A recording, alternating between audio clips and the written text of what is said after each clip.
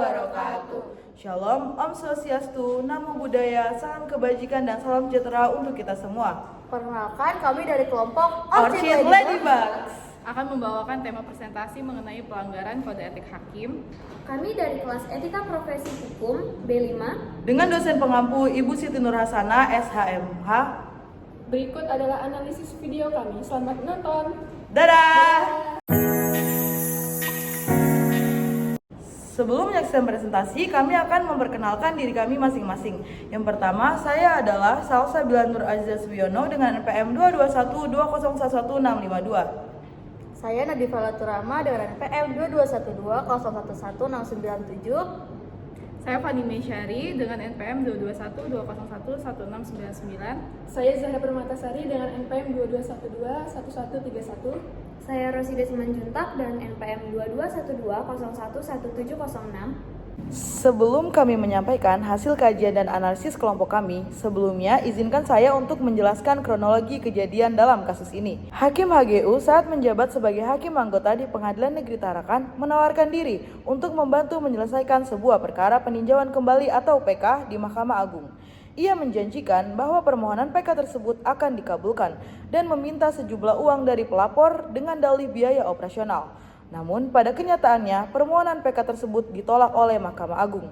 Meskipun demikian, HGU tetap menyampaikan kepada pelapor bahwa PK tetap diterima. Pelapor yang dicurigai karena adanya dua amar putusan yang berbeda, kemudian melaporkan HGU ke Komisi Yudisial atau KY. Laporan tersebut ditindaklanjuti dan HGU akhirnya disidang oleh Majelis Kehormatan Hakim atau MKH. Baik, selanjutnya saya akan menjelaskan mengenai pelanggaran kode etik hakim yang dilakukan oleh Hakim HGU. Yang pertama, Hakim HGU secara aktif menawarkan diri untuk membantu proses peninjauan kembali dengan hasil yang menguntungkan. Hal tersebut jelas melanggar prinsip hakim harus bersifat pasif dan netral. Lalu yang kedua, Hakim HGU juga menerima sejumlah uang dengan dalih sebagai biaya operasional dalam penanganan suatu perkara. Yang ketiga, Hakim HGU menyebarkan informasi palsu terkait peninjauan kembali yang sebenarnya ditolak oleh Mahkamah Agung, akan tetapi Hakim HGU mengatakan bahwa peninjauan kembali tersebut diterima oleh Mahkamah Agung. Dan hal ini menjadi pelanggaran serius karena melanggar prinsip kejujuran dan transparansi. Yang keempat, Hakim HGU melakukan komunikasi secara tidak resmi dengan advokat yang menimbulkan konflik kepentingan dan kerusakan dalam kuasa kehakiman. Bentuk pelanggaran etika profesi yang kelima adalah HGU juga tidak menjaga martabat dan wibawa lembaga peradilan dengan menyalahgunakan jabatannya untuk kepentingan pribadi. Yang keenam, ia melanggar prinsip integritas, objektivitas, dan akuntabilitas yang wajib dipegang oleh setiap hakim. Ketujuh, dalam proses penanganan perkara, HGU gagal menjaga kerahasiaan proses peradilan serta mencampur adukan urusan pribadi dan profesional. Semua tindakan ini bertentangan dengan nilai-nilai dasar, kode etik, dan pedoman perilaku hakim yang selanjutnya disingkat dengan KEPPH.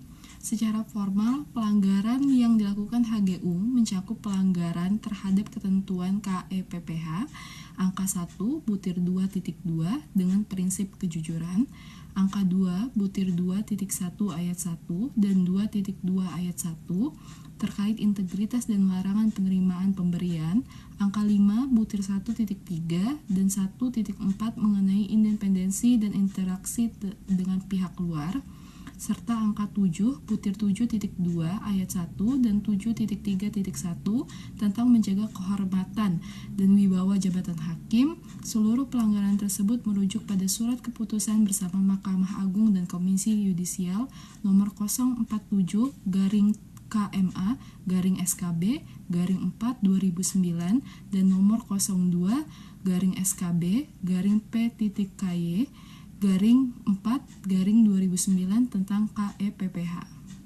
Baik, selanjutnya saya akan menyampaikan bagian penyelesaian pelanggaran etika dalam kasus pelanggaran etik yang dilakukan oleh seorang hakim berinisial HGU. Jadi setelah laporan yang diajukan oleh pelapor diverifikasi dan didukung oleh bukti-bukti yang kuat, maka proses penyelesaian pelanggaran etik dilanjutkan dengan persidangan di hadapan Majelis Kehormatan Hakim atau MKH. Dan dalam persidangan tersebut, HGU mengakui perbuatannya, termasuk menerima sejumlah uang dari pelapor serta menjalin komunikasi yang tidak etis dengan pihak luar. Lalu ia juga menyampaikan permohonan maaf dan penyelesaian secara lisan atas tindakannya yang mencederai integritas profesi hakim. Dan dari sebagian dari pembelaan, HGU menghadirkan 2 orang saksi, yaitu istrinya dan saudara angkatnya. Ia juga memohon kepada majelis agar diberikan keringanan saksi, namun permohonan tersebut tidak dikabulkan. Setelah mempertimbangkan seluruh fakta dan pelanggaran yang dilakukan, Majelis Kehormatan Hakim menjatuhkan sanksi berat kepada HGU, yaitu berupa pemberhentian tidak dengan hormat atau PTDH dari jabatannya sebagai hakim, dan sanksi ini dijatuhkan demi menjaga kehormatan, integritas, dan wibawa lembaga peradilan. Putusan ini dibacakan dalam sidang pleno Komisi Yudisial dengan nomor 0069-L-KY-LV-2021 dan diumumkan secara resmi oleh anggota Komisi Yudisial, yaitu Joko Sasmito.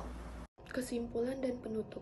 Hakim HGU dinyatakan bersalah karena melakukan pelanggaran berat terhadap kode etik dan integritas profesi hakim. Tindakannya mencederai kepercayaan publik terhadap lembaga peradilan dan mencerminkan penyalahgunaan wewenang.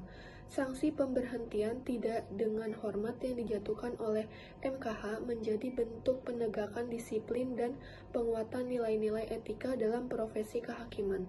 Kasus ini menjadi pengingat penting bahwa integritas merupakan prinsip utama yang harus dijaga oleh setiap aparatur peradilan dalam menjalankan tugasnya.